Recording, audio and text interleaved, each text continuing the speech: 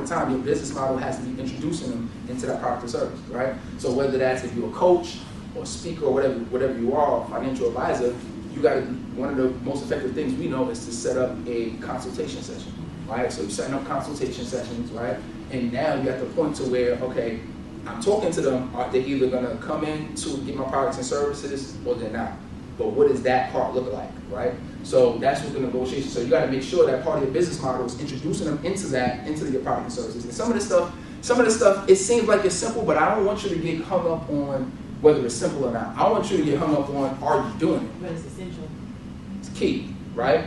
So I want you to get hung up on that. And the question is, okay, well, so if you're thinking, okay, well, negotiation is everything, right? So that means part of my business model, I have to introduce people into my product or service, okay?